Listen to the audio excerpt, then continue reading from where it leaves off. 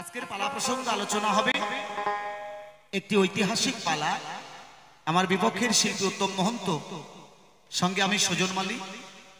এই পালা ধরে সর্বপ্রথম আমি গান শোনানোর চেষ্টা করছি, কেননা এটা ঐতিহাসিক পালা। মা এখনো যারা বৃন্দাবনে গেছেন, মায়েরা বৃন্দাবনে কেউ গেছে? যারা বৃন্দাবনে গেছেন দেখবেন লালাবাবু জগৎ শেঠের একটা স্মৃতি রয়েছে।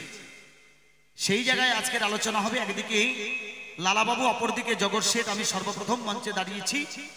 আমি জগৎ শেঠের ভূমিকায় দাঁড়ায় আমার বিপক্ষের শিল্পী উত্তম মহন্তকে আজকে লালাবাবুর ভূমিকা দিয়ে আজকের পালা প্রসঙ্গ আলোচনা রাখতে চাই। একদিকে লালাবাবু, অপরদিকে জগৎ শেঠ। প্রথম মঞ্চে দাঁড়ালাম আমি, হলাম জগৎ শেঠ। জীবনে কোনোদিন কারো কাছে করি নাই মাথা হেট। আজকের এই মঞ্চে পেয়েছি একজন অত্যন্ত দক্ষ শিল্পী। তাকে আজকে লালার ভূমিকা দিয়ে আমি জগৎ শেঠের ভূমিকায় দাঁড়িয়ে সর্বপ্রথম ওনার কাছে কয়েকখানা জিজ্ঞাসা রাখতে যাই। তাহলে লালাবাবু ছিল মুর্শিদাবাদের জমিদার, মা, যার কাছে টাকা পয়সা, ধন দৌলত, অর্থ সম্পত্তি কোনো কিছুর অভাব ছিল না। সেই জায়গায় দাঁড়িয়ে এই লালাবাবু ছিল মুর্শিদাবাদের জমিদার। তারই বাল্যবন্ধু ছিল জগৎ শেঠ। মা, কেউ কোনো দিক থেকে, অর্থের দিক থেকে কম ছিল না। কিন্তু এই লালাবাবু জগৎ শেঠের একটা স্মৃতি বৃন্দাবনে কেন গেল, আজকের এই জায়গার উপরে ভিত্তি করে আজকের পালাগান। তাই সর্বপ্রথম ওনার কাছে আমার জিজ্ঞাসা রয়, মা, এই লালাবাবু জগৎ শেঠ ছোটবেলা থেকে ছিল বাল্যবন্ধু। পড়াশোনা, খাওয়া দাওয়া, এমনকি একসঙ্গে ঘুমানো পর্যন্ত দুই বন্ধুর মধ্যে এত প্রেম ভালোবাসা ছিল। কিন্তু এই প্রেম ভালোবাসা সামান্য এক পয়সার জন্য এতদিনের বন্ধুত্ব তাদের নষ্ট হয়ে যায়। ওমা, মুর্শিদাবাদের সামতুল্লাহ গ্রাম, সারা গ্রামে প্রজাদের কাছে খাজনা আদায় হতো মাত্র এক পয়সা। আর এক পয়সার লোভ দুই বন্ধুর মধ্যে সামাল করতে না পেরে শুরু হয়েছিল ঝগড়া বিবাদ। যেই ঝগড়া বিবাদ গিয়ে পৌঁছায় কলকাতা হাইকোর্টে। কলকাতা হাইকোর্টে গিয়ে যখন সেই মামলা পৌঁছায়, আমি জগৎ শেঠ সামান্য এক পয়সার মামলায় হেরে যাই। হাইকোর্ট থেকে বেরিয়ে সে গোটা রাজ্যে ঢোল পিটিয়ে দিলাম, আজকে এরপর থেকে আমার বাল্য বন্ধু লালার সঙ্গে আমার আর কোনো সম্বন্ধ নেই। আজকে এরপর থেকে আমার বাল্য বন্ধু লালাকে তোমরা যদি কেউ দেখতে পাও, তার কাটা মুন্ডুটা আমার কাছে এনে দিলে তাকে 100 স্বর্ণ মুদ্রা করব পুরস্কার। সামান্য এক পয়সার জন্য, এক পয়সার লোক দুই বন্ধুর মধ্যে সামাল হলো না। আজকে পালার মূল উদ্দেশ্য কি? একদিকে অর্থ সম্পদ, একদিকে মধুর কৃষ্ণ নাম। এই পৃথিবীতে সবচাইতে বড় কোন জায়গাটা, তারই হবে আজকে দেবেন তিনি তার প্রমাণ। হাইকোর্ট থেকে বেরিয়ে এসে গোটা রাজ্যে যখন ঢোল পিটিয়ে দিলাম, হাইকোর্ট থেকে বেরিয়ে এসে গোটা রাজ্যে ঢোল পিটিয়ে দিলাম, আজকে এরপর থেকে আমার বাল্য বন্ধু লালাকে তোমরা যদি কেউ দেখতে পাও, তার কাটা মুন্ডুটা আমার কাছে এনে দিলে তাকে 100 স্বর্ণ মুদ্রা করব পুরস্কার। সেই বাল্য বন্ধু লালার সঙ্গে আমার আর দর্শন হলো না। মুর্শিদাবাদের সামতুল্লাহ গ্রাম, সারা গ্রামে সারা বছর যে প্রজাদের কাছে খাজনা আদায় হতো, মা, এক পয়সা আয় হতো। আর এই এক পয়সার লোক দুই বন্ধুর মধ্যে সামাল হলো না। এরকম করতে করতে অনেক দিন যখন অতিবাহিত হয়ে যায়, আমি যখন শেঠ একদিন বিশ্রামাগারে বিশ্রাম করছি, এমত অবস্থা আমার সৈন্যরা এসে ডেকে ডেকে বলে, শেঠ মশাই, আপনার দ্বারে এক ভিখারি এসেছে রাত্রি 12টার পরে। আমি মনে মনে চিন্তা করলাম, ভিখারি তো কারো দ্বারে ভিক্ষার জন্য রাত্রি 12টার পরে যেতে পারে না। হয়তো আমার বাল্য বন্ধু লালাকে গোটা রাজ্যে ঢোল পিটিয়ে দিয়েছিলাম যে আজকের পর থেকে আমার বন্ধুর কাটা মুন্ডুটা আমার কাছে এনে দিলে তাকে 100 স্বর্ণ মুদ্রা করব পুরস্কার। সেই বাল্য বন্ধু লালা হয়তো আজকে আমার প্রাণ নিধন করার জন্য এসেছে আমার দ্বারে। প্রাণের ভয়ে মা সৈন্যদের বলি, যাও ভিখারি যা কিছু চায় ভিখারিকে দিয়ে করো বিদায়। আবার কিছুক্ষণ পরে আমার সৈন্যরা এসে ডেকে ডেকে বলে, শেঠ মশাই, এই ভিখারি আপনার হাতে ভিক্ষা ছাড়া এক মুঠো ভিক্ষা নিতে রাজি নয়। আমি মনে মনে চিন্তা করলাম, সনাতন ধর্মের রীতি অনুসারে অতিথি যদি বাড়ি থেকে বৈমুখ হয়ে যায়, মা, সেই বাড়ির অমঙ্গল হয়। এক পা করে বাইরে বেরিয়ে গিয়ে যখন সেই ভিখারির মুখের দিকে তাকায়, আমার যেন মনে হয় সে আমার বাল্য বন্ধু লালা আজকে ভিখারির বেশে এসেছে আমার আমি নাই। মনে মনে চিন্তা করলাম, লালা কেন হবে? লালা তো ছিল একজন জমিদার, যার কাছে টাকা পয়সা অর্থ সম্পদ কোনো কিছুর অভাব ছিল না, সেই লালা কেন আজকে ভিক্ষা করতে আসবে আমার দ্বারে? মনে মনে চিন্তা করলাম এই হয়তো আমার মনের ভ্রম। আবার যখন সেই ভিখারির মুখের দিকে তাকাই, আমার বিবেক যেন ডেকে ডেকে বলে, হে জগৎ শেঠ, আজকে তোর বন্ধু লালা তোর দ্বারে ভিক্ষার জন্য এসেছে, এক মুঠো ভিক্ষা দিয়ে তুমি তাকে কর বিদায়। বাবা ওই ভিখারির মুখের দিকে যখন তাকাই, ভিখারির কপালে সুন্দর তিলক, গায়ে নামাবলী, স্কন্ধে ভিক্ষার ঝুলি, পরনে বৈষ্ণবের বেশ, যেন মনে হয় আমার বল্ল বন্ধু লালা আজকে ভিখারির বেশি ভিক্ষা করতে এসেছে আমার আগে নাই। বিবেক ডেকে ডেকে বলছে, হে জগৎ শেঠ, এক মুঠ ভিক্ষা দিয়ে তুই তাকে কর বিদায়। বাবা এই জায়গায় আজকের আমার আলোচনা। তুমি যদি আমার সেই প্রকৃত বন্ধু লালা হবে, তুমি তো ছিলে একজন জমিদার।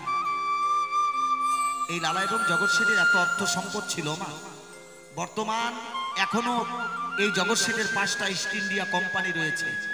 অনেক রাজরাজাদের তারা টাকা সুদের উপর বসাতেন, কিন্তু সেই লালা যখন ভিখারির বেশি আমার আগে আসলো, তোমার কাছে আমার সর্বপ্রথম জিজ্ঞাসা রয় বন্ধু, তুমি যদি আমার সেই প্রকৃত বন্ধু লালা হবে, তুমি তো ছিলে একজন জমিদার, তুমি জমিদারি ছেড়ে দিয়ে কেন ভিখারির বেশ করেছো ধারণ? সর্বপ্রথম জিজ্ঞাসা তোমার কাছে, তুমি সুন্দর করে করবে বিশ্লেষণ। দ্বিতীয় নম্বর জিজ্ঞাসা রয়, তুমি যদি প্রকৃত ভিখারি হবে বন্ধু, তুমি যদি প্রকৃত ভিখারি হবে, ভিখারি তো কারো দ্বারে রাত্রি 12টার পরে ভিক্ষার জন্য যেতে পারে না। তুমি যদি প্রকৃত ভিখারি হবে, তাহলে রাত্রি 12টার পরে আজকে ভিক্ষা করতে কেন এসেছো আমার দ্বারে? তোমার কাছে আমার দ্বিতীয় নম্বর জিজ্ঞাসা রয়। তাহলে আমি জগৎ শেঠের ভূমিকায় দাঁড়িয়ে ওনাকে লালাবাবুর ভূমিকা দিয়ে একখানা গানের মধ্য দিয়ে বোঝাতে চাই। আসবেন আমার বিপক্ষের শিল্পী উত্তম মহন্ত আজকে লালাবাবুর ভূমিকা। তোমায় দেখে যেন মনে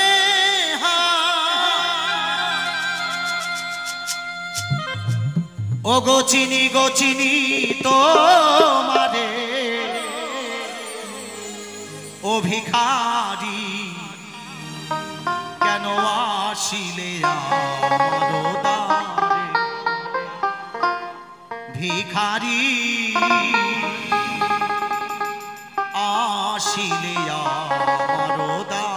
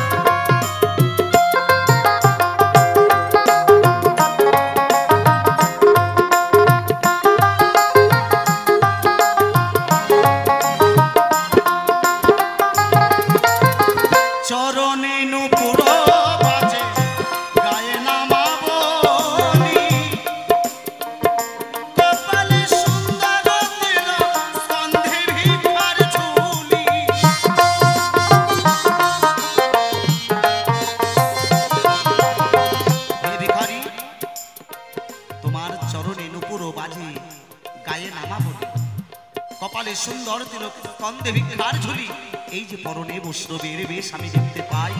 হে বন্ধু, তোমার কাছে আমার তৃতীয় নম্বর জিজ্ঞাসা রয়, তুমি যদি আমার সেই প্রকৃত বন্ধু লালা হবে, তাহলে এই বৈষ্ণবের বেশ তুমি পেলে বাধা।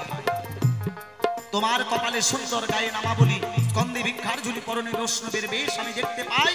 তোমার কাছে আমার 3 নম্বর জিজ্ঞাসা রয়, তুমি জমিদারি ছেড়ে দিয়ে ভিখারির বেশ করেছো ধারণ, তাতে আমার অসুবিধা নাই, কিন্তু তুমি আজকে বৈষ্ণবের বেশে এসেছো আমার দ্বারে, এই বৈষ্ণবের বেশে কে সাজাইলো তোমারে? তোমার কাছে আমার জিজ্ঞাসা। চরণে নূপুর বাজে গায়ে নামাবলি কপালে সুন্দর তিলক স্কন্ধে ভিক্ষার ঝুলি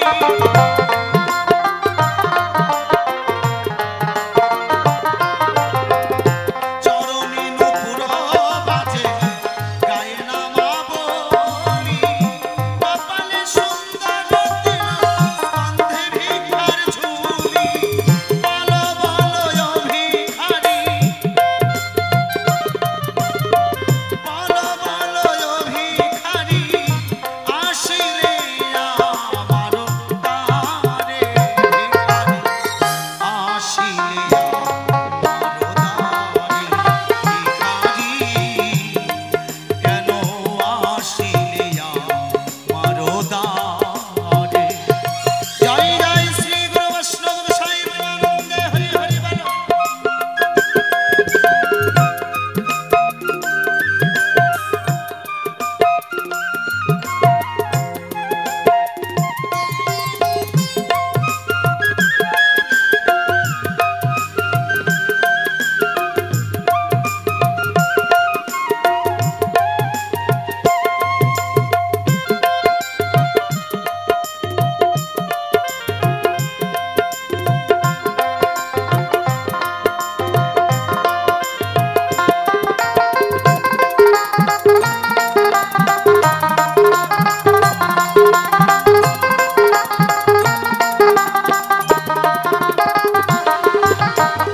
ছাড়িলে পুত্র কন্যা সোনার সংসার বলো বলো ভিখারি কি বাসনা তোমার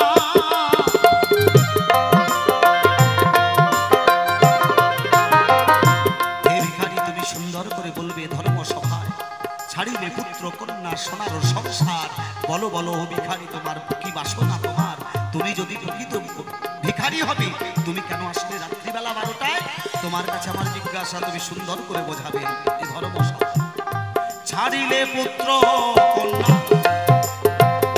সোনার সংসার বলো বলো ভিখারি কি বাসনা তোমার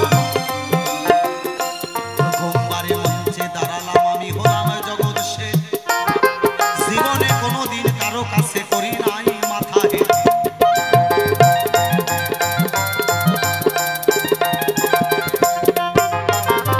সুন্দর করে বোঝাইবে বন্ধু গো তুমি দ্বন্দ্বমোহ নয় এই বৈষ্ণবের বেশে বন্ধুকে সাজাইল তোমায় তুমি জমিদারি ছেড়ে দিয়েছো ঠিক আছে অর্থ সম্পদ সবকিছু বিসর্জন দিয়েছো তাও ঠিক আছে কিন্তু তোমার পরনে বৈষ্ণবের বেশ আমি দেখতে পাই ও মা অত সহজে কি সাধু হওয়া যায় তাহলে তুমি কি প্রকৃত বৈষ্ণব তুমি কার সঙ্গ ধরে এই বৈষ্ণবের বেশে কে সাজাইল তোমারে তোমার কাছে আমার দ্বিতীয় নম্বরে জিজ্ঞাসা সুন্দর করে বোঝাইবে এ ধর্ম সভায়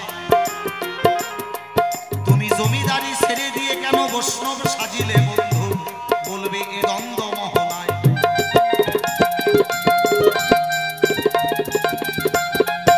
প্রথমবারে মঞ্চে দাঁড়ালাম আমি গো হলাম জগৎ শেঠ জীবনে কোনোদিন কারো কাছে করি নাই মাথা হেঁটে তাও আজ যতক্ষণ মঞ্চে দাঁড়িয়ে গাই বাউলের পালা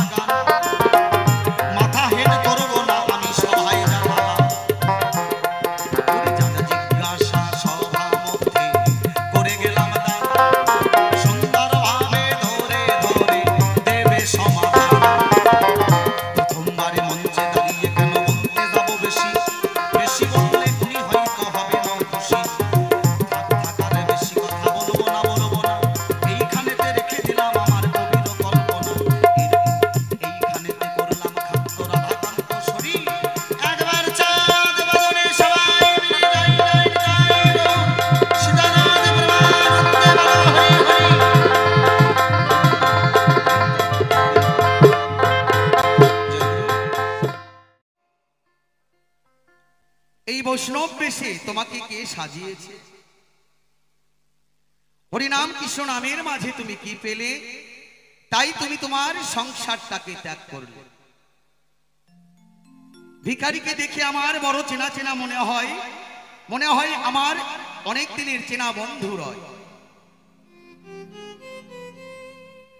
হে বন্ধু, তুমি যদি আমার সেই বন্ধু হবে, তাহলে তুমি ভিখারির বেশ কেন করলে ধারণ? বৈষ্ণব বেশে তোমাকে কে সাজিয়েছে? শুধু তাই নয়, ওনার গানের ভাষায় সুরে ছন্দে পাই, তুমি যদি সত্যিকারের ভিখারি হবে, তাহলে দিনের বেলা না এসে কেন আসলে রাত্রি 12টায়? এমন ভিখারি তো আমি দেখি নাই। তো বলতে চাই, আমার যে সকল সাধুগুরু বৈষ্ণবেরা রয়েছেন আপনাদের ঠাই, আপনারাও কখনো এমন ভিখারি দেখেন নাই। দিনের বেলা না গিয়ে আপনাদের দ্বারে গিয়েছে রাত্রি 12টায়। কি মা, এমন ভিখারি দেখেছেন? দেখেন নাই।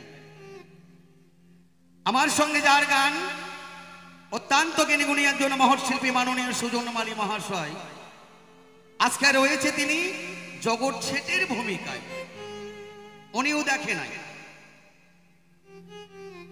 উনি বললেন, আমি জগতের শেঠ কোনোদিন কারো কাছে করি নাই মাথা হেট। যতক্ষণ মঞ্চে দাঁড়িয়ে থাকবো আমি মাথা হেট করব না। তো বাবা, যার টাকা রয়েছে, বাড়ি রয়েছে, গাড়ি রয়েছে, ব্যাংক ব্যালেন্স রয়েছে, যার ছেলে হাই স্কুলের মাস্টার, যার মেয়ে কলেজের প্রফেসর, সেই মানুষগুলো কি মানুষের কাছে মাথা নত করে বাবা? যার অর্থের কোনো কমতি নেই, সেই মানুষ কোনোদিন কারো কাছে মাথা হেট করতে পারে না। তার ভিতরে আত্মহংকার রয়েছে। তো যেতে হবে সেই জায়গায়। গৌর হরিবল গিয়ে শোনাবার একটি গান, আর এই গানের মাঝেরই চলে যাবো আমাদের সে পালা প্রসঙ্গ নিয়ে আলোচনায়। গৌর হরি, পালাটি একটি ঐতিহাসিক একটি পালা। লালাবাবু ছিলেন কৃষ্ণচন্দ্র, তার বাল্যবেলার বন্ধু ছিলেন জগৎ। একসঙ্গে তাদের খেলাধুলা, একসঙ্গে তাদের খাওয়া দাওয়া, একসঙ্গে তাদের ঘুমানো, তাদের মাঝে এত প্রেম, এত ভালোবাসা। এই বাল্যবেলা থেকে কারো মুখ কেউ না দেখলে থাকতে পারতাম না। যখন আমরা এই দুই বন্ধু একসঙ্গে বাল্যবেলা থেকে বড় হতে লাগলাম, বড় শিক্ষিত হবার তরে ছুটে গেলাম কোথায়? কল্যাণী বিশ্ববিদ্যালয়। কল্যাণী বিশ্ববিদ্যালয়ে গিয়ে বড় শিক্ষিত হয়ে যখন আমরা দেশে ফিরে আসি, হঠাৎ করে একদিন মুর্শিদাবাদের নবাব করলেন আমাদের দুই বন্ধুকে তলব। আমার এলাকায় বড় শিক্ষিত কে রয়েছে এ কথা না শুনে আমরা দুই বন্ধু মিলে ছুটে যাই তার কাছে। গিয়ে আমরা দুই বন্ধু দুটি চাকরি পাই। তখন তো চাকরি ছিল না আমার। চাকরিটা কেমন হয় না, এই চাকরি হয় নায়েবের চাকরি। এই নায়েবের চাকরি পেয়ে আমরা দুই বন্ধু মিলে মনের আনন্দে ঘরে ফিরে আসলাম। ঘরে ফিরে আসার পরে তখন ছিল ব্রিটিশের আমল। হঠাৎ করে ওই বিদেশে এসে আমাদের দুই বন্ধুকে করলেন হানা। বল, তোদের মুর্শিদাবাদের নবাব কোথায়? আমি চোখের ইশারা দিয়ে আমি আমার বন্ধু জগৎকে বললাম, বন্ধু, যার নুন খেয়েছি তার সঙ্গে নুন হারামি করা যাবে না। কেননা আমাদের মুর্শিদাবাদের নবাব কোথায় তা আমাদের বলতে মানা। তো জীবনের ভয় তো সবারই রয়। এই জীবনের ভয়ে আমার বন্ধু জগৎ ওই ব্রিটিশদের কাছে বলে দিলেন, আমাদের মুর্শিদাবাদের নবাব নৌকা পথে পলায়ন করেছে। কোথায় না ঝাড়খণ্ডে উদুয়ার ঘাটে। সেই ঝাড়খণ্ডে উদুয়ার ঘাটে কি আমাদের মুর্শিদাবাদের নবাব পড়লেন ধরা। বেশ কিছুদিন পরে আমরা শুনতে পাই আমাদের মুর্শিদাবাদের নবাব গেছে মারা। মুর্শিদাবাদের নবাব যদি মারা যায় তাহলে নবাবের সম্পদটুকু কি হবে? এই মুর্শিদাবাদের নবাবের সম্পদটুকু আমরা দুই বন্ধু নিলাম ভাগ করে, নদীর ওপারে একজন এপারে। মুর্শিদাবাদের নবাব তার সম্পদটুকু পেয়ে আমি কৃষ্ণচন্দ্র থেকে হয়ে গেলাম লালা বাবু। জগৎ সংসারে সবাই আমারে বাবু বলেই কয়। এই নবাবের সম্পদটুকু পেয়ে মনের আনন্দে আমরা সংসার বাঁধতে লাগলাম।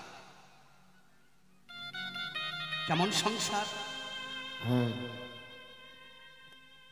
আত্মহংকারের সংসার, মোহমায়ার সংসার। যে জালে বন্দী হয়েছিলাম, ছোট বড় কখনো দেখি কখনো কথা বলি নাই। হঠাৎ একদিন শামুকতুল্লাহ গ্রামের এক প্রজা এসে আমার কাছে নালিশ করে, ওগো বাবু দেখুন না গো, আপনার বন্ধু জগৎ দিনের পর দিন চাবুক মেরে আমাদের কাছ থেকে খাজনা আদায় করে বাবু। আমি তখন দেখতে পাই গরিব প্রজার গায়ে নানান ধরনের চাবুকের আঘাত রয়। তাই না দেখে আমি ছুটে যাই আমার বন্ধুর ঠায়, গিয়ে বললাম, বন্ধু এই শামুকতুল্লাহ গ্রাম মাত্র খাজনা আদায় হয় 1 পয়সা, তার লোভ তুমি সামলাতে না পেরে গরিবদের কাছে জুলুম করে চাবুকের পর চাবুক মেরে তুমি খাজনা আদায় করো। এই খাজনা তোমাকে বন্ধ করতে হবে। আমার বন্ধু জগৎ আমারে কয়, শোনো বন্ধু, তোমার যা কিছু করার তুমি করবে নদীর ওপারে, এপারে এসে নয়। বললাম, বন্ধু ভগবান তো আমাদেরকে অনেক কিছু দিয়েছে, নবাবের সম্পদটুকু পেয়ে আমাদের তো কোনো অভাব নেই, তাহলে গরিব প্রজাদের উপরে এত অত্যাচার করাটা ঠিক নয়। কেননা এবার ওই ভাগীরথী গঙ্গার জলে বন্যায় তারা ফসল ফলাতে পারে না, তাই হয়তো তোমাকে কর আদায় দিতে পারে, এটা তোমাকে বন্ধ করতে হবে। এ কথা বলে ছুটে আসি যখন আমি আমার ঠাই, বেশ কিছুদিন পর সকল প্রজারা গিয়ে আমার গোবিন্দের মন্দিরে আমার গোবিন্দের কাছে নালিশ জানায়, হে গোবিন্দ, হে ভগবান, আজকে কলকাতা হাইকোর্টে রায় বের হবে, আজকে যেন এই রায় যেন বের হয় আমাদের লালার ঠাই। আর সেই দিন আমি জানতে পাই 1 পয়সার জন্য আমার বন্ধু জগৎ আমার নামে মামলা মোকদ্দমায় জড়িয়েছে। ওমা, এ কথা যখন আমি জানতে পারলাম, ছুটে যাই কলকাতা হাইকোর্টের পরে, সেখানে গিয়ে রায় বের হয় আমার তরে। এটা মিথ্যা কথা, কেননা দোষ তো আমি করি নাই।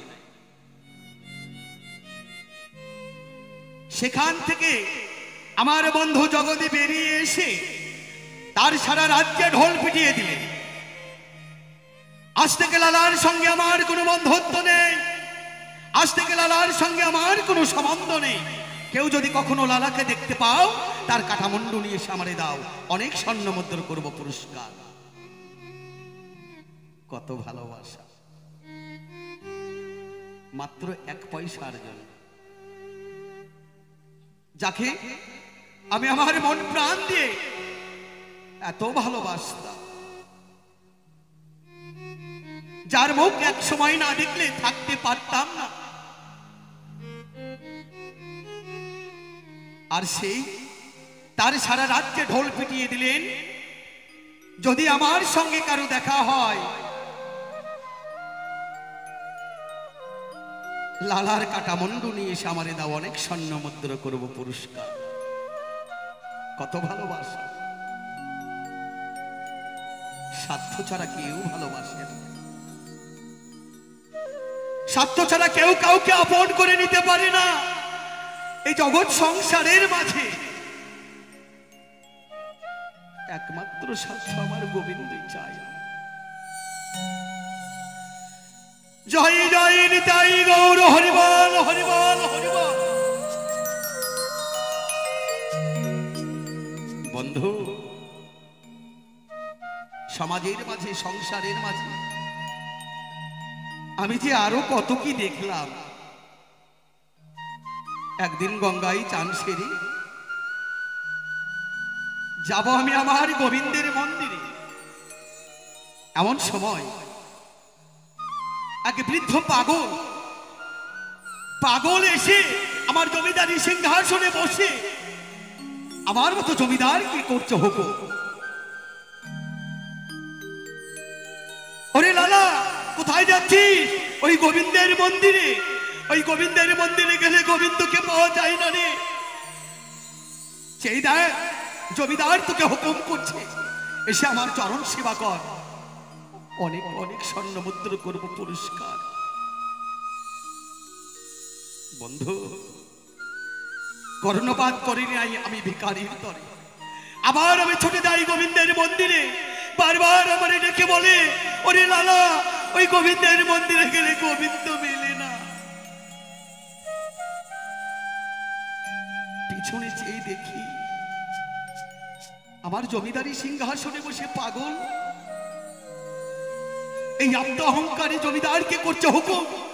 অসম্ভব। এই কে আছিস? আমার চাবুকটি নিয়ে এসে আমার হাতে দে। চাবুকটি যখন আমি আমার হাতে পেলাম, পাগলটাকে সিংহাসন থেকে টেনে নেমে 10-10টি চাবুকের আঘাত করলাম বৃদ্ধ পাগলের গায়ে। পাগল মাটিতে লুটে পড়ে যায়। অট্ট হাসিতে হেসে বলে, ওগো বাবু, তোমার বিচারের কোনো ভুল নেই। বন্ধু, পাগলটাকে বুকের সঙ্গে জড়িয়ে ধরলাম, বললাম, ওরে পাগল, একটা চাবুকের আঘাত কোনো মানুষ সহ্য করতে পারে না, আর 10-10টি চাবুকের আঘাত পেয়েও বলছিস আমার বিচারের ভুল নেই। বলছে, বাবু, আপনি যে জমিদার, আপনি যে বড় লোক, আপনার বাড়ি রয়েছে, গাড়ি রয়েছে, টাকা রয়েছে, পয়সা রয়েছে। জমিদার বড় লোকেরা কখনো ভুল করতে পারে না বাবা। ভুল তো আমি করেছি। আমি তো বুঝতে পারি না জমিদারি সিংহাসনে বসে জমিদারকে পরিচালনা করতে গেলে চাবুকের আঘাত পাও না হতে হয়। আমি বুঝতে পারি না। পাগলকে বুকের সঙ্গে জড়িয়ে ধরে পাগলকে বললাম, ওরে পাগল, আমি তো কখনো হিসাব মিলাতে পারিনি জমিদারি পরিচালনা করতে গেলে চাবুকের আঘাত পাওনা হতে হয়। আমি যদি বুঝতে পারতাম, বহুদিন আগে এই জমিদারিকে আমি ছেড়ে দিয়ে বৈষ্ণবের দলে যেতাম। আজ আমি বুঝতে পারলাম, অর্থের মাঝে আমার গোবিন্দ মিলে না। জয় জয় নিতাই গৌর হরিবল হরিবল হরিবল হরিবল হরিবল। বন্ধু, অর্থের মাঝে আমার গোবিন্দকে পাওয়া যায় না, অহংকারের মাঝে আমার গোবিন্দ কখনো আসে না। আজ আমি বুঝতে পেরেছি, সাধুগুরু বৈষ্ণবের মুখের বাণী আমি শুনতে পাই, কোটি জন্মে থাকলে ভাগ্য বিষয় ছেড়ে হয় বৈরাগ। আজ আমার মতো ধন্য জীব এই জীব সংসারে হয়তো আর কেহ নেই, তাই আজ বড় ভাগ্য করে আজ ভক্ত সঙ্গ ধরে তাদের চরণ ধুলি কুড়াই, আর এই পাপ বদনে আমি হরিনাম কৃষ্ণ নাম গাই। জয় জয় নিতাই হরিবল হরিবল হরিবল হরিবল।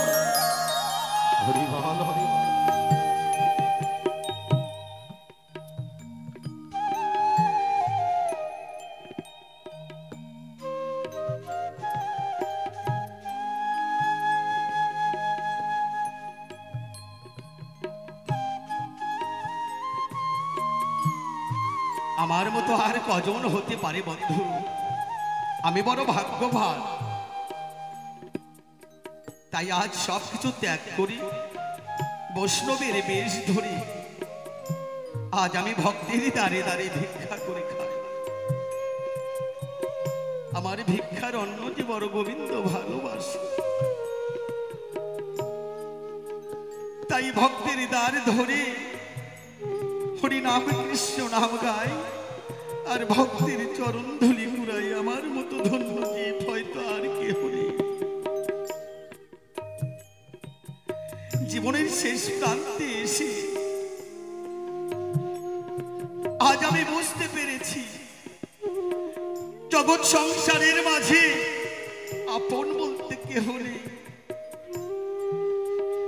একমাত্র আমার আপনজন আমার প্রাণ গোবিন্দ। তাই গোবিন্দের কাছে এই প্রার্থনা জানাই, হে গোবিন্দ, হে ভগবান, সর্বসময় যেন তোমার গুণগান গাই, এমনি করে যেন ভক্ত সঙ্গ না হারাই, তাদের চরণ ধুলি যেন পাই। জয় জয় রাধা গোবিন্দ প্রেমানন্দ, হরিবল হরিবল।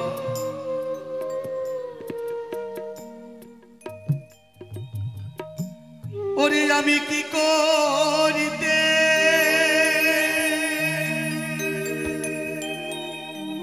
হরি দয়াল কি করিলাম রে,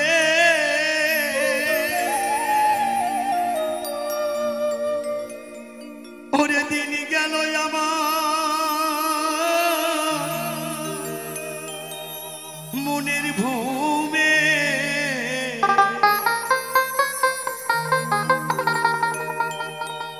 সারা জনমের ভুল ওরে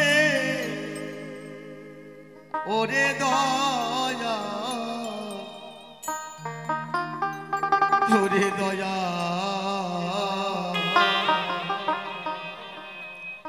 আমার পড়ে গেছে মনে দয়াল রে,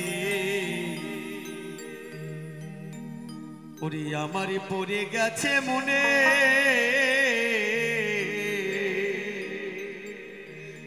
জয় জয় সাধুগুরু বৈষ্ণব প্রেমানন্দ, হরিবল হরিবল হরিবল।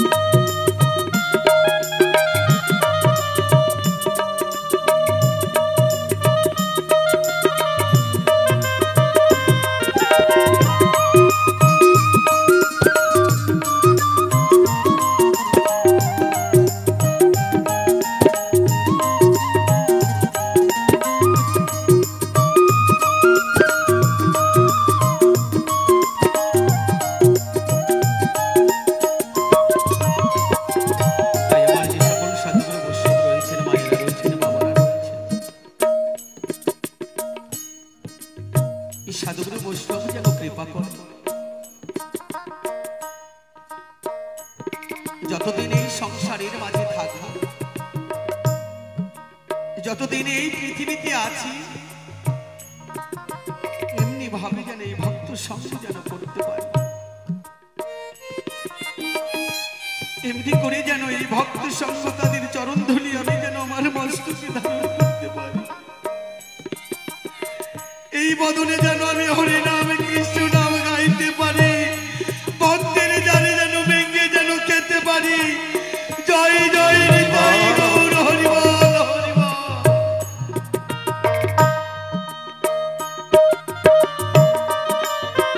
এছাড়া আর গোবিন্দের কাছে আর কিছু চাইবার নেই। সারা জীবন শুধু অন্ধকারে ডুবেছিলাম, অর্থ পুঁজিপত্তির লোভে লোভ লালসায় ডুবেছিলাম। আমি তো বুঝতে পারি নাই ভক্ত সঙ্গের মাঝে এত আনন্দ।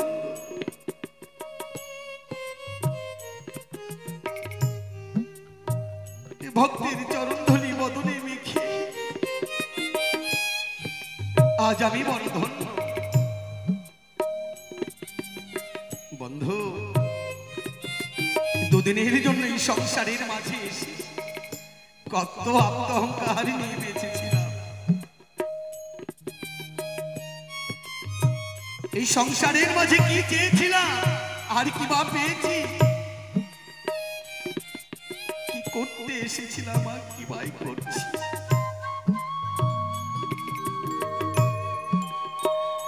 সংসারের মাঝে সারা জীবন শুধু জ্বালা যন্ত্রণা ব্যথা বেদনা ছাড়া আর কিছুই ভোগ করতে পারলাম না। তাই নিজেকে নিজেই আজ আমি এই সাধুগুরু বৈষ্ণবে চরণ অনুভূত হয়েছি। আমি আমার বলতে আর কিছু রাখি নাই, আমি আমার গোবিন্দের চরণে অর্পণ করে দিয়েছি। এই সাধুগুরু বৈষ্ণবের চরণে আমি সবকিছু অর্পণ করে দিয়েছি। জয় জয় রাধা গোবিন্দ প্রেমানন্দ হরি বল।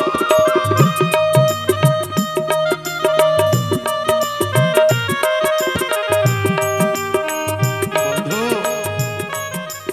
সারা জীবনের ন্যায় প্রত্যেকটা দিনেরই ন্যায় গঙ্গায় চান সেরে যখন আমি আমার গোবিন্দের মন্দিরে যাই, সারা জীবন গোবিন্দের মন্দিরে গিয়ে সারা জীবন শুধু দুহাত তুলে ভিক্ষা চেয়েলাম। ঠাকুরের কাছে গিয়ে বললাম, হে গোবিন্দ, হে ভগবান, তুমি আমার সকল প্রজাদের তুমি সুখে রেখো, শান্তি রেখো। হে গোবিন্দ, তুমি আমাকে ভালো রেখো। হে ঠাকুর, তুমি আমাকে বাড়ি দাও, গাড়ি দাও, টাকা দাও, পয়সা দাও। এইভাবে সারা জীবন দুহাত তুলে ভিক্ষা চেয়ে এসেছি, কিন্তু গোবিন্দের মন্দিরে গিয়ে গোবিন্দকে কখনো বলতে পারলাম না, হে প্রাণ গোবিন্দ, আমার তুমি কেমন আছো? একটিবারের জন্য তুমি ভালো থেকো ঠাকুর, তুমি কেমন আছো?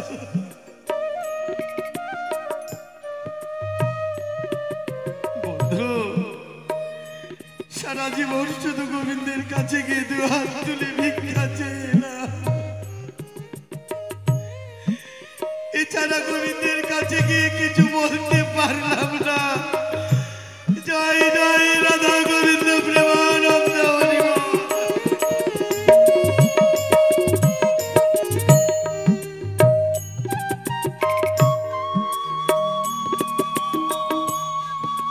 জয় জয় শ্রী গুরু বৈষ্ণব গোসাই প্রেমানন্দে হরি হরি বল হরি বল হরি বল।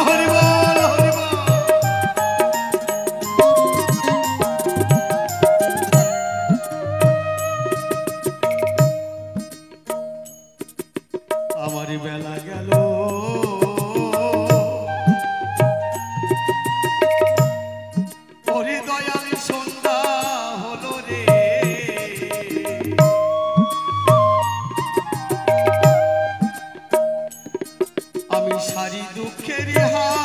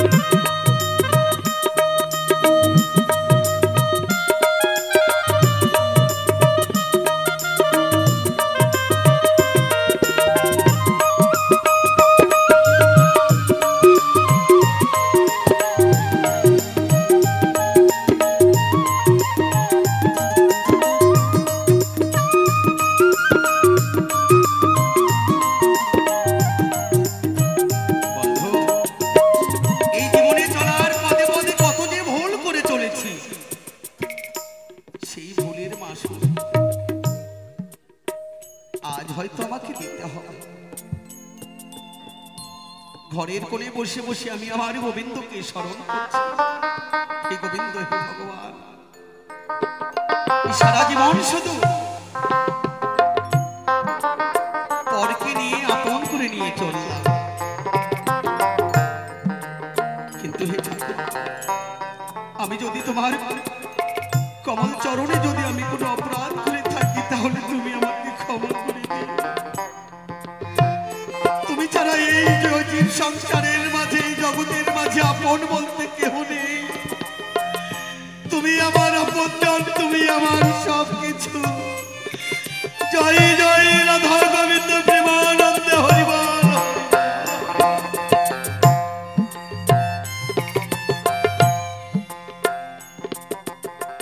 আমার একটি ছোট্ট মেয়ে মেয়ে রয়েছে যার নাম সুমতি। আমার মেয়ে আমার এসে ডেকে ডেকে বলছে, ওগো পিতা, বলো না গো তোমার কি হয়েছে। বললাম, মারি, এই সংসারের মাঝে আমার সবকিছু রয়েছে, কিন্তু কি যে আমি হারিয়ে ফেলেছি। আমার যে কি হারিয়েছে আমি তো নিজেই বলতে পারছি না। বলছে, ঠিক আছে, তাড়াতাড়ি করে গঙ্গায় চান সেরে এসো গো, ঠাকুরের মন্দিরে যাবে না। বললাম, মারি, তুই কি বলতে পারিস যে গোবিন্দের মন্দিরে গেলে, ঠাকুরের মন্দিরে গেলে গোবিন্দকে মেলে না? জমিদারি সিংহাসন পরিচালনা করতে গেলে চাবুকের আঘাত পাওনা হতে হয়। আমার দরকার নেই গোবিন্দের মন্দির, যে গোবিন্দের মন্দিরে গেলে ভগবানকে পাওয়া যায় না। অর্থের মাঝে আমার গোবিন্দকে পাওয়া যায় না। আমার গোবিন্দের মন্দিরের আমার দরকার নেই। বন্ধু, এই জীবনে কত কিছু করলাম, কিন্তু কোথাও শান্তি নেই, কোথাও শান্তি। আমার মেয়ের কথাটি শুনে চললাম আমি গঙ্গায় চান সারতে। এমন সময় আরেকটি ছোট্ট বালিকা তার পিতাকে ডাকছে, ওগো পিতা, বেলা যে ডুবে যায়, বাসনায় আগুন দিবে না? মেয়েটাকে বুকের সঙ্গে জড়িয়ে ধরলাম, জড়িয়ে ধরে বললাম, মারি, সত্যি কি বেলা ডুবে যাচ্ছে? বলছে, হ্যাঁ বাবু, বেলা ডুবে যাচ্ছে, বাসনায় আগুন দিতে হবে। আমি বললাম, সেটা আবার কি? বলছে, কেন? ওই বাসনায় আগুন দিতে হবে, আর সেই বাসনা পুড়ে ছাই হবে, সেই ছাই দিয়ে আমরা বাবুদের জামা কাপড় পরিষ্কার করব। বললাম, বাহ, বেলা ডুবে যাচ্ছে, বাসনায় আগুন দিতে হবে, বাসনা পুড়ে ছাই হবে, সেই ছাই দিয়ে বাবুদের জামা কাপড় পরিষ্কার করিস। বলছে, হ্যাঁ গো, আমি সুবল রজকের মেয়ে, আমরা জাতিতে ধোপা, তাই বাসনায় আগুন দিতে হবে, ওই বাসনা পুড়ে ছাই হবে, সেই ছাই দিয়ে বাবুদের জামা কাপড় পরিষ্কার করব। বললাম, মারি, তোর যদি ওই বাসনা পুরা ছাই দিয়ে বাবুদের জামা কাপড় পরিষ্কার হয়, তাহলে তুই কি বলতে পারিস আমার যে বুকের মাঝে ময়লা জমে আছে, সেই ময়লাটি আমি কি দিয়ে পরিষ্কার করতে পারি? জয় জয় নিতাই গৌর হরিবল হরিবল। বন্ধু, মেয়েটি আমারই কয়, বাবু, আমি জানি ওই বাসনা পোড়া ছাই দিয়ে বাবুদের জামা কাপড় পরিষ্কার হয়, কিন্তু আপনার যে মনের ময়লা কি দিয়ে পরিষ্কার হবে তা তো আমার জানা নেই। গঙ্গায় চান সেরে ঘরে ফিরে এসে মনে মনে চিন্তা করলাম, সারা জীবন শুধু অন্ধকারে ডুবেছিলাম, অর্থের মোহে পাগল হয়েছিলাম, আর আমি এই লোক লালসার মাঝে আর থাকতে চাই। আমি একটু মধুর বৃন্দাবনে দর্শন করতে চাই। মধুর বৃন্দাবনে গিয়ে আমি আমার গোবিন্দের যুগল রূপ দর্শন করব, মনে মনে এই চিন্তা ধারণা করলাম। ওমা, যে বেলাটুকু রয়েছে, এই বেলার মধ্যে যদি আমি মধুর বৃন্দাবন যেতে পারতাম, আমি দেখতে পাই আমার পূর্বের সূর্য পশ্চিমে অস্ত চলে যায়। কখন যেন আমার জীবনে অন্ধকার নেমে আসবে। সংসার রাজ্যটাকে আমি আমার মেয়ে সমতির উপরে রেখে চললাম মধুরী বৃন্দাবন। গোবিন্দকে সাক্ষী রাখলাম, হে গোবিন্দ, হে ভগবান, মারলে তুমি মারবে, বাঁচালে একমাত্র তুমিই আমাকে বাঁচাতে পারো। আমি যেন মধুরী বৃন্দাবনে গিয়ে যেন সাধুগুরু বৈষ্ণবের চরণ ধরে আমি আমার মস্তকে ধারণ করতে পারি। মধুরী বৃন্দাবন গিয়ে যেন আমি আমার প্রাণ গোবিন্দের যেন যুগল রূপ যেন আমি দর্শন করতে পারি। জয় জয় রাধা গোবিন্দ প্রেমানন্দ হরিবা। বেরিয়ে পড়লাম মধুরী বৃন্দাবন। কিন্তু জীবনে তো মধুর বৃন্দাবন যাই নাই, ভক্ত সঙ্গ করি নাই, বৈষ্ণব সঙ্গ করি নাই, তাহলে মধুর বৃন্দাবন যাব কি করে? আমার পূর্বের সূর্য পশ্চিমে অস্ত চলে গেলেন, অন্ধকার নেমে আসলেন আমার জীবনে। রাস্তা হারিয়ে এক গহীন জঙ্গলে গিয়ে পড়লাম। কোথায়? সেই ব্যারাকপুর জঙ্গল। ব্যারাকপুর জঙ্গলে গিয়ে রাস্তা হারিয়ে গেল।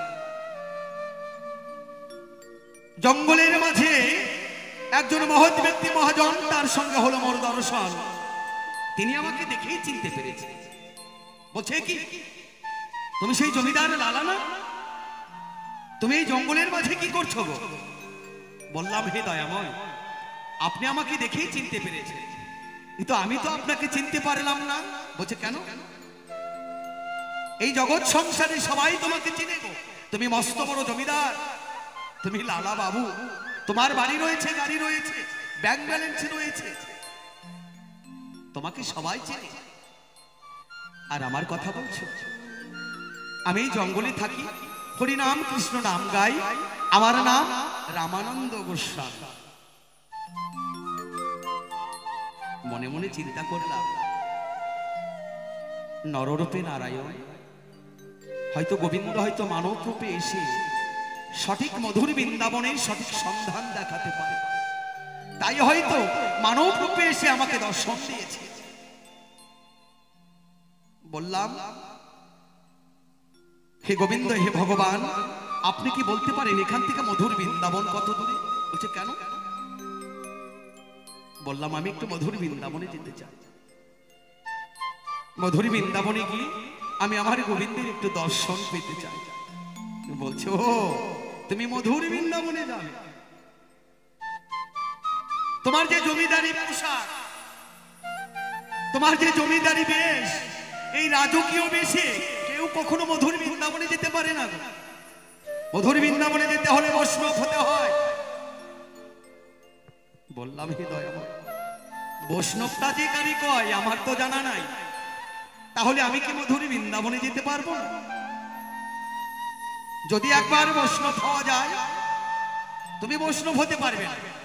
বৈষ্ণবের অনেক জ্বালা রয়েছে, আর তুমি জমিদার মানুষ,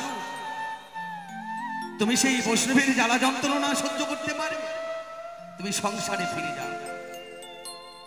বন্ধু, তুমি বললে এই জমিদারি বেশ ছেড়ে দিয়ে ভিখারির বেশে তোমাকে কে সাজিয়েছে? বলতে চাই, তোমার ঠাই সেই রামানন্দ গোস্বামী সুন্দরভাবে তিলক চন্দন দিয়ে সাজিয়ে,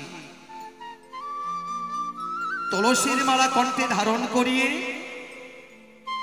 পঞ্চপ্রদীপ পঞ্চফল পঞ্চফুল দিয়ে সাজিয়ে, ভিক্ষার ঝুলি কাঁধে দিয়ে আমারে বললেন, শোনো লালা বাবু, আজ থেকে এই জগৎ সংসারের কেউ তোমাকে লালা বাবু বলে আর ডাকবে না। আজ থেকে তোমার নাম হবে ভিখারি লালা। জয় জয় নিতাই গৌর হরি বল। বন্ধু,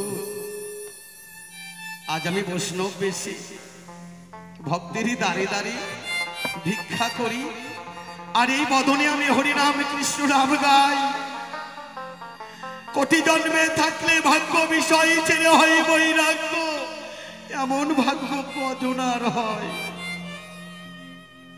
আজ আমি বড় ধন্য হয়েছি, আমার মতো ধন্য জীব আর কেউ নেই।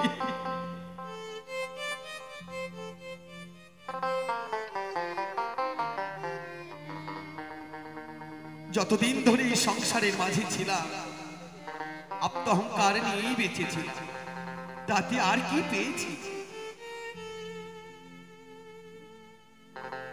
রামানন্দ গোস্বামী বললেন, শোনো ভিখারি, বৈষ্ণবের নিয়ম রয়েছে, 3.5 বার ভিক্ষা করে তুমি তোমার জন্য রাখবে, আর বাদ বাকি যা থাকবে যে কোনো আশ্রমে তুমি দান করবে। বৈষ্ণবের সঞ্চয় করা চলবে না। প্রত্যেকটি ভক্তের দ্বার তুমি ভিক্ষা করে আসবে, আমি অনুমতি না দেওয়া পর্যন্ত তুমি মধুর বৃন্দাবনে যেতে পারবে না। 6 মাস ধরে ভক্তের দ্বারে দ্বারে ভিক্ষা করলাম। ভিক্ষা করে ফিরে যাই আমি রামানন্দ গোস্বামীর ধারে।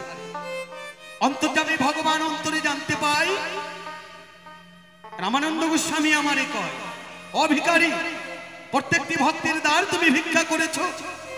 বললাম, হ্যাঁ গোসাই, আমি প্রত্যেকটি ভক্তের দ্বার ভিক্ষা করেছি। অন্তর্যামী ভগবান অন্তরে জানতে পেরেছে। তিনি বললেন, অসম্ভব, প্রত্যেকটি ভক্তের দ্বার তুমি ভিক্ষা করতে পারো, কিন্তু একজনের দ্বারে তুমি যাও না। বললাম, গোসাই, কার ধারে যাই না? বলছে, কেন?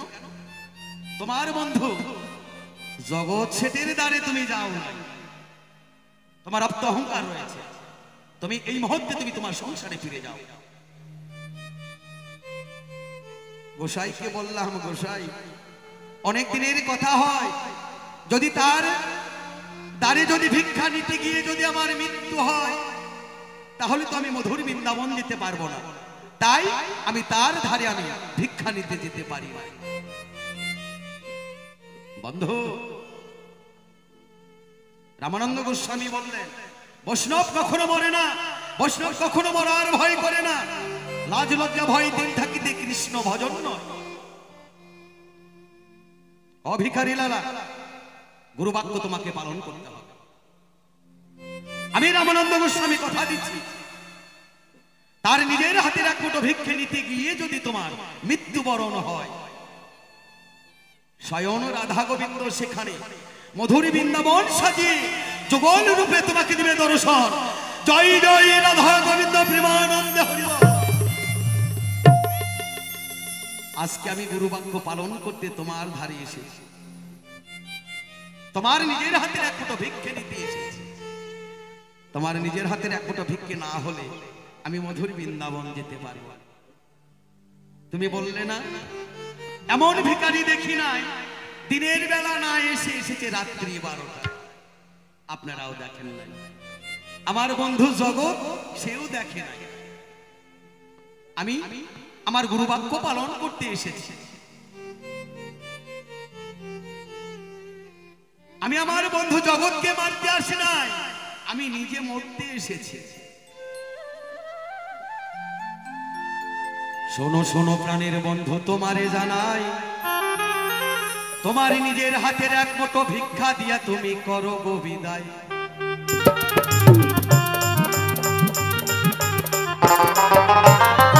শোনো শোনো প্রাণের বন্ধু গো, ও বন্ধু তুমি আমার কথা নিবে, আর তোমার নিজের হাতের এক মুঠো ভিক্ষা তুমি বন্ধু আমায় তুমি দিবে।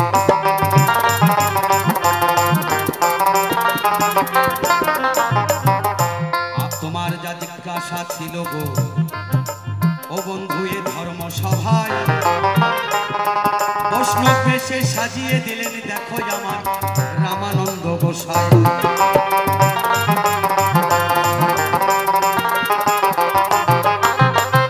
তোমার নিজের হাতের এক মুঠো ভিক্ষে না দিলে গো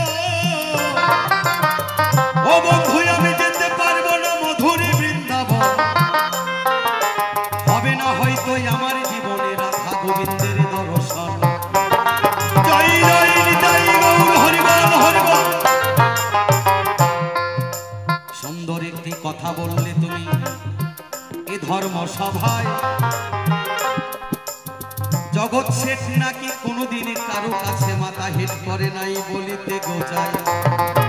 উনি বললেন আমি জগতের শেঠ, আমি কোনোদিন কারো কাছে করি নাই মাথা হেট।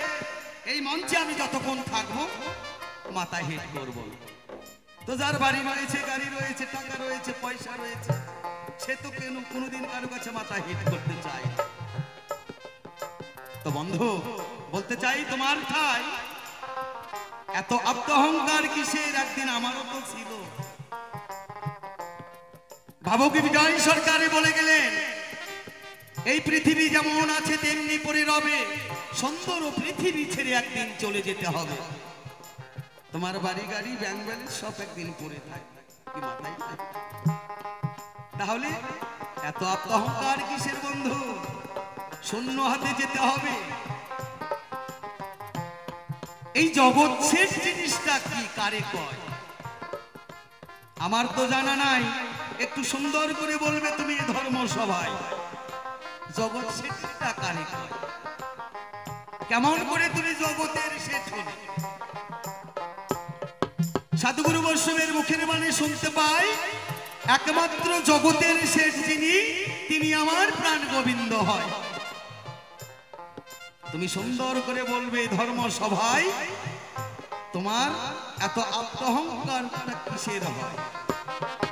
এসো এসো প্রাণের বন্ধু, এসো এই দ্বন্দ্ব মোহনায়, সুন্দর করে বলবে তুমি দেখো এ ধর্ম সভায়।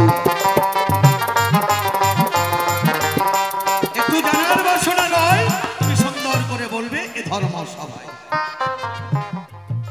টাকা পয়সা থাকলে কি আত্মহংকার হয়? জগতের শেষ হয়? একটু সুন্দর করে বলবে আমার একটু জানার বা শোনার।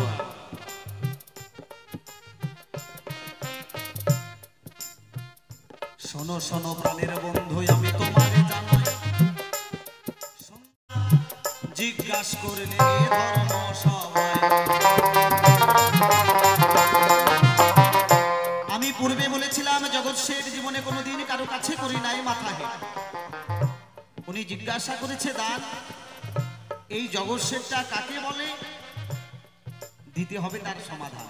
টাকা থাকলে, পয়সা থাকলে, বাড়ি থাকলে, গাড়ি থাকলে কি জগৎ শেঠ হওয়া যায়? ও বন্ধু সেই কথাটা আমি বলি নাই যে আমার এত কিছু আছে। আমি বলেছিলাম জগৎ শেঠ জীবনে কোনোদিন কারো কাছে করি নাই মাথা হেট। তারও একটা কারণ রয়েছে, তুমি আমার কথা নিবে, সুন্দর করে বোঝাই গো বন্ধু, তুমি বসিয়া শুনিবে।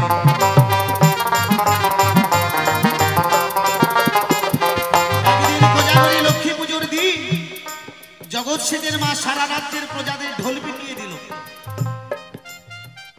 কোজাগরী লক্ষ্মী পুজোর দিন জগৎ শেঠের মা সারা রাজ্যের প্রজাদের ঢোল পিটিয়ে দিল। আজকে একমাত্র শেঠ পরিবারে লক্ষ্মী পুজো হবে, কারো গৃহে লক্ষ্মী পুজো হবে না। বাবা আগেকার দিনে আমরা ইতিহাসে যা পড়েছি, রাজার আদেশ, শেঠ পরিবারের আদেশ সাধারণ প্রজাদের মানতে হতো। শেঠ মাতার আদেশে সারা রাজ্যের প্রজারা লক্ষ্মী পুজো বন্ধ করে দেয়। একাকৃত উপবাসে থেকে জগৎ শেঠের মা রাত্রের প্রথম প্রহরে লক্ষ্মী পুজো দেয়।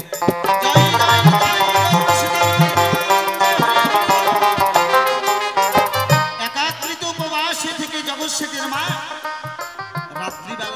রাত্রিবেলা দরজা জানলা খোলা রেখে সারা রাজ্যের প্রজাদের লক্ষ্মী পুজো বন্ধ করে দিয়ে একাই নির্জলা উপবাসে থেকে জগৎ শেঠের মা প্রথম প্রহরে দরজা জানলা খোলা রেখে মা লক্ষ্মীর ব্রত আরম্ভ করলেন। মা জগৎ শেঠের মায়ের পূজায় সন্তুষ্ট হয়ে মা লক্ষ্মী কি কর্ম করিল? সদা এসে জগৎ শেঠের মায়ের কাছে দর্শন দিল।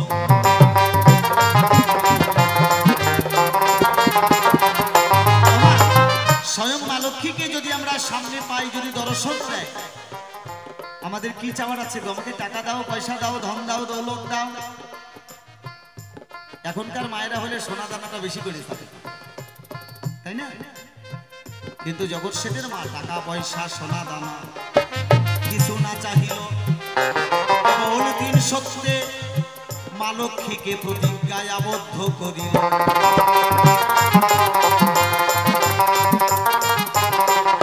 তিন সত্যি প্রতিজ্ঞায় আবদ্ধ করলো মা লক্ষ্মী। ওমা, তুমি যখন আমার পূজায় সন্তুষ্ট হয়েছো, তুমি আমার কথা লবে, আমার সঙ্গে তোমাকে তিন সত্য করতে হবে। কি তিন সত্য? তুমি ঘরের মধ্যে বসে থাকবে আর আমি গঙ্গার ঘাটে যাব জল আনতে। যতক্ষণ আমি ফিরে আসবো না তুমি যেতে পারবে না আমার গৃহ ছেড়ে। এই তিন সত্য আমার কাছে অঙ্গীকার করতে হবে। এক সত্য, দুই সত্যে, তিন সত্যে প্রতিজ্ঞায় আবদ্ধ করিয়া কলসিখানা কাকে নিয়ে জগৎ সেজের মা গঙ্গায় গেলেন চলিয়া। গঙ্গার ঘাটে গিয়ে জগৎ সেজের মা মনে মনে চিন্তা করলেন। ওমা, জগৎ সেজের মা গঙ্গার ঘাটে গিয়ে মনে মনে চিন্তা করলেন, আজকে স্বয়ং মা লক্ষ্মীকে আমি প্রতিজ্ঞায় বদ্ধ করে ঘরের মধ্যে বসিয়ে রেখে এসেছি। আমি যতক্ষণ যাব না গৃহে ফিরে, জগৎ সেজের মা লক্ষ্মী যেতে পারবে না আমার গৃহ ছেড়ে। এই কথা মনে মনে করিয়া চিন্তন কাঙ্ক্ষের কলসিখানা গলার মধ্যে বাঁধিলেন তখন। জয় জয় শ্রী গুরু বৈষ্ণব। এই কথা মনে মনে চিন্তা করে জগৎ সেজের মা কাঙ্ক্ষের কলসিখানা গলার মধ্যে বেঁধেছে। দুই নয়নের জলে ভাসে জগৎ সেজের মা, দুই নয়নে অশ্রু ধারা বইছে। মনে মনে চিন্তা করছে, আমি স্বয়ং মা লক্ষ্মীকে প্রতিজ্ঞায় বদ্ধ করে ঘরের মধ্যে বসিয়ে রেখেছি। আমি যতক্ষণে যাব না গৃহে ফিরে, ততক্ষণ মা লক্ষ্মী যেতে পারবে না আমার গৃহ ছেড়ে।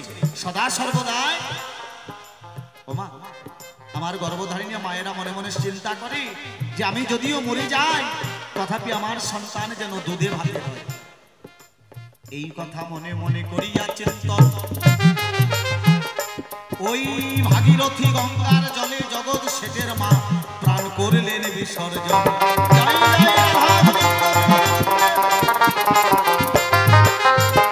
ওই ভাগীরথী গঙ্গার জলে জগৎ সেজের মা যখন প্রাণ বিসর্জন করলেন, প্রতিজ্ঞা অনুসারে এক প্রহর কেটে যায় তবু জগৎ সেজের মা ফিরে আসে না। দ্বিপ্রহর যখন কেটে যায় তবু জগৎ সেজের মা ফিরে আসে না। এইভাবে করতে করতে যখন ত্রিপ্রহর কেটে যায়, স্বয়ং মা লক্ষ্মী জগৎ সেজের গৃহে বাধা পড়ে যায়। স্বয়ং মা লক্ষ্মী জগৎ সেজের গৃহে বাধা পড়ে যায়। আর সেদিন থেকে শেঠ পরিবারে মা লক্ষ্মী পড়েছিল বাধা। বর্তমান শেঠ পরিবার কাদের বলা হয়? ও বাবা, বর্তমান শেঠ পরিবার বলা হয় যারা, এখন বর্তমান শেঠ পরিবার বলা হয় যারা মারোয়ারি পরিবার, তাদেরকে শেঠ পরিবার বলা হয়।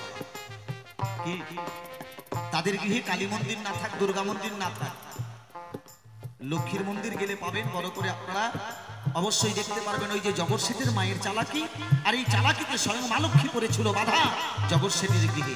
এই জন্য বলেছিলাম আমি জগৎ শোনো বন্ধু বোঝাইলাম তোমায়, এই জন্য বলেছিলাম আমি জগৎ সেজ জীবনে কোনোদিন কারো কাছে করি নাই মাথাহীন। কিন্তু উনি সুন্দরভাবে ব্যাখ্যা করেছে দান। উনার গুরুদেব রামানন্দ গোস্বামী নাকি বলেছে, যতক্ষণ জগৎ সেজের হাতে ভিক্ষা না নেবে ততক্ষণ তুমি যেতে পারবে না মধুর বৃন্দাবন। শোনো শোনো প্রাণের বন্ধু তোমারে জানাই, এই জগৎ সেজের হাতে ভিক্ষা নেওয়া এত সহজ কথা নয়।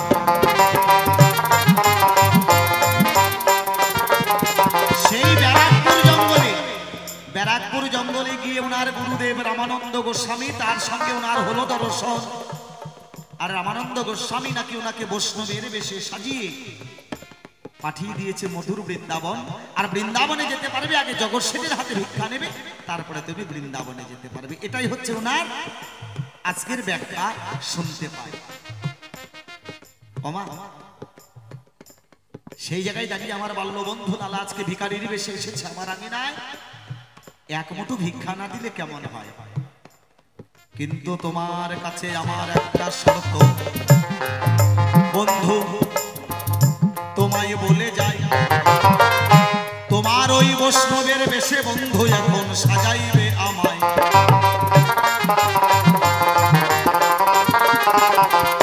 তোমার ওই বৈষ্ণবের বেশে এখন তুমি আমাকে সাজিয়ে তোমার সঙ্গে যদি মধুর বৃন্দাবনে নিয়ে যাও, তাহলে তুমি জগৎ শেঠের হাতে ভিক্ষা পাবে। আর তুমি যদি তোমার সঙ্গে আমাকে বৃন্দাবনে না নিয়ে যাও, তাহলে ওমা জগৎ শেঠের হাতে ভিক্ষা না নিলে তুমি মধুর বৃন্দাবনে যেতে পারবে না। আর এই সুযোগ জগৎ শেঠ আর হাত ছাড়া করতে চায় না। এসো এসো প্রাণীর বন্ধু দ্বন্দ্ব মোহনায়, চলো দুইজন মিলে এখন আমরা মধুর বৃন্দাবনে যাই। জয় জয় জয় গৌর সীতারাম, চলো দ্বিধা দ্বন্দ্ব ভুলে আমরা দুইজন মিলে বৃন্দাবনে এখন যাব চলে। এসো এসো প্রাণীর বন্ধু, তুমি বৈষ্ণব সাজাইবে আমায়, বৈষ্ণব সাজিয়ে দুই বন্ধু চলো আমরা বৃন্দাবনে যাই। হরিবল হরিবল হরিবল। তার মানে আমার এই বৈষ্ণবের বেশ দেখে ওনার বড় লোভ হয়েছে, আমার সঙ্গ ধরে যাবে বৃন্দাবনের তরে। তো বন্ধু শোনো, তোমার তো বৃন্দাবনে যাবার কোনো দরকার নাই, তোমার তো বাড়ি রয়েছে, গাড়ি রয়েছে, সব রয়েছে, কি তাই না? তো তুমি যদি মধুরী বৃন্দাবনে যেতে চাও আমার সঙ্গ ধরে, আমি যেমন সমাজ ধরে ভিক্ষা করেছি ভক্তের দ্বারে দ্বারে, তদ্রূপ তোমাকে ভিক্ষা করতে হবে। যদি তুমি ভিক্ষা করতে পারো তাহলে তুমি আমার সঙ্গ ধরো। ভিক্ষার অন্ন গোবিন্দ বড় ভালোবাসে, তুমি ব্যাখ্যা দিয়েছ সবাই, এই জন্য জগৎ শেঠের এখন ভিক্ষা করতে কোনো অসুবিধা নাই। চলো ভিক্ষা করে আমরা দুই বন্ধু যাই মধুর বৃন্দাবন। বাহ, ঠিক আছে, আমি তোমাকে সঙ্গে করে নিব মধুর বৃন্দাবন যাবার জন্য।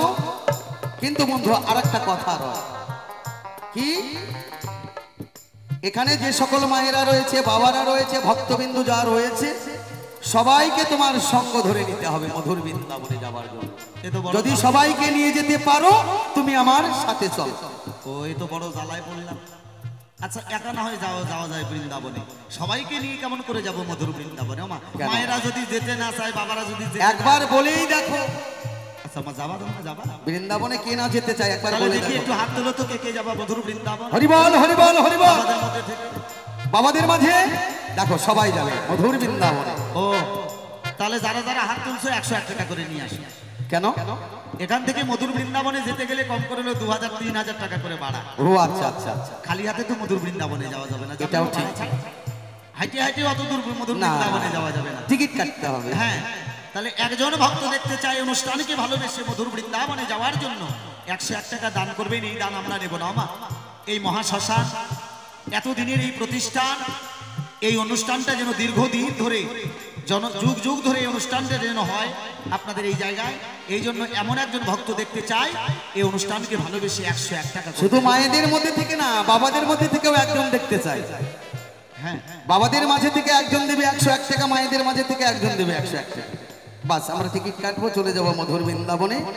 আর মধুর বৃন্দাবনে গিয়ে রাধা গোবিন্দের যুগল রূপ আমরা দর্শন করব, ভক্তির চরণ ধরি এই বদনে মাখবো। একজন ভক্তকে আমরা দেখতে চাই।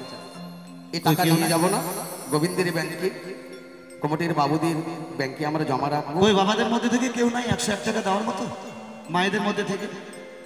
কারণ মায়েদের কাছে টাকা আছে, আমি জানি লক্ষ্মীর ভান্ডারের টাকা পায়। হ্যাঁ, ওখান থেকে দিলেই হবে। দাও মা। হরিবল হরিবল হরিবল হরিবল। মধুর বৃন্দাবনে যাবার জন্য আমার এক জননী 100 টাকা করেছে দান, তার সঙ্গে যুগল টাকা দক্ষিণা। জয় জয় রাধা গোবিন্দ প্রেমানন্দে হরিবল হরিবল। ওই বাবাদের মধ্যে থেকে কেউ নাই? বাবাদের মাঝে থেকে কত টাকা কত পয়সা কত টাকা চলে যায় সদগুরু বৈষ্ণবের মাঝে দান করলে সেই দান বিফলে যায় না গো। আজকের এই মহাশ্মশান, এখানে যদি কিঞ্চিত পরিমাণও দান করা যায়, একদিন এই মহাশ্মশানে আমাদের আশ্রয় নিতে হবে ওমা। সেই কথা ভেবে, শেষের দিনের কথা ভেবে বাবাদের মাঝে থেকে নেই এই কৃষ্ণ নামে আসুন না গো, দান করলে সেই দান কোনোদিন বিফলে যাবে না। হরিবল হরিবল।